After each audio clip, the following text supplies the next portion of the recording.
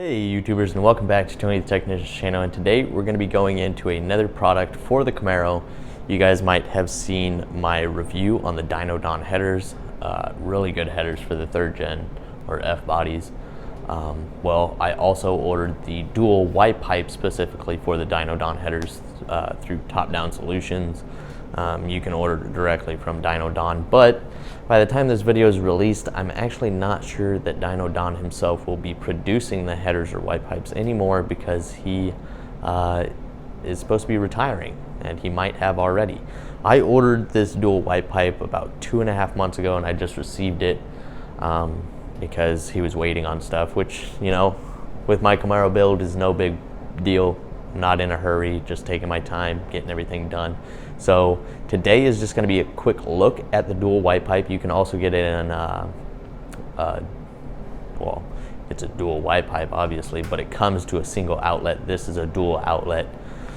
So you can get either or, and then you can get cats for them and all that. I just did the dual outlet, and then I'm going to do an X pipe with a couple of M80s. Can't remember the brand, but should sound pretty good. I'm gonna just have turn downs after that, so it should be a nice little exhaust. But I'm gonna show it to you, show what you have to do if you do get it, but I really hope you guys enjoy. This is the Dyno dual white pipe with dual outlets. You can get it with a single outlet like I stated before. And if you guys saw my Dyno headers, yes, they were ceramic coated. This is going to be 16 gauge steel, aluminized steel. It is not coated due to the fact that it needs to be installed, and you can cut that one to length if need be. It all depends, you know, they all fit a little bit different, so they do allow that, and they do that by sending it to you in a few separate pieces.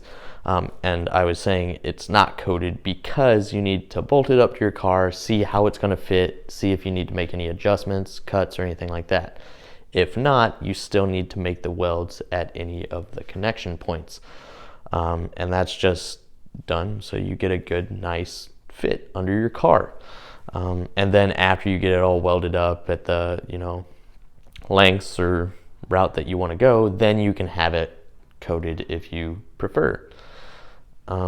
But besides that, it being 16 gauge steel and aluminized steel, you're going to have a ball and socket flange type, which is actually supposed to be better than your standard header flange, where you got to use a gasket. These you don't have to use a gasket with, and it's supposed to create a better seal.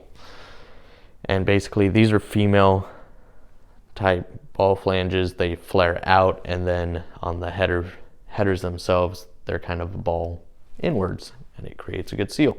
And then you have 2 bolt connectors here.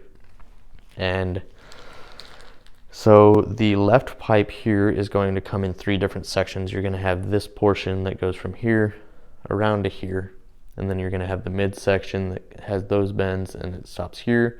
Then you're going to have this angled piece, and you just weld that up once you get it under the car and see how it's going to fit. You mark it so you can take it off and line it all back up. And then this right side, it's going to be 1 piece all the way to this portion back here, and then the angled piece here. And then as you can see there, it says cut to fit if necessary. But they both come with the adapters on the pipes and the headers as well. They do not supply you with the hardware for the connectors, but I did contact them and they tell you what you do need. And so I just went to the local hardware store and picked up, you know, what they told me to get, which is 3/8 by 16 and 2 3/4 inches long. And then I just picked up, and they are grade 8, and then I picked up some nylon locking nuts as well. We'll see how that does. If not, then I'll, you know, use some lock washers and stuff and see if that'll hold a little bit better with maybe some blue Loctite. I know a lot of people have issues with their header bolts coming loose, so we're going to try it these 2 ways. If not, then I'll go about getting those you know, header lock washers and stuff, the specific ones that butt up against the piping to prevent it from backing off. But I'm gonna go this route first and hopefully it works and I don't have any issues. But I just realized that I only picked up 2 bolts and 2 nylon lock washers or locking nuts. I did pick up a bunch of other hardware that's similar lengths or, you know, a little varying. So just in case I have a lot of threads, then I can either do 2 nuts to lock them together, or if this is just way too long, then, you know, I can use a shorter one. I picked up a good amount of hardware, but I'm obviously going to go and pick up a couple more of these just to get this job done. I'm going to at least try and get them mounted here soon and just test fit them, you know, mark them and all of that. And then another thing I want to mention is I bought mine in 2018 and they were $270. And then I noticed, I looked, I think January or February, and they were at $290 or $295, something like that. So the price did go up, but I'm really not even sure if they still sell them when this video is released.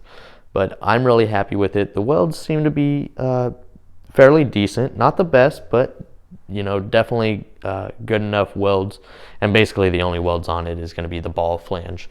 That's really it. And then all you got is the bends, and then you're going to have to either weld it yourself or, you know, have somebody weld it.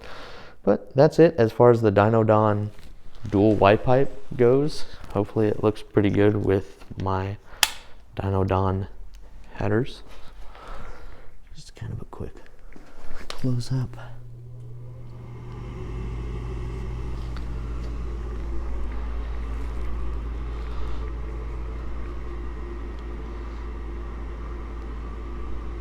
And that's it. I really hope you guys enjoyed. If you guys have any questions, I will try and answer them best as possible down in the comments. Thank you guys so much for watching. See you guys next time.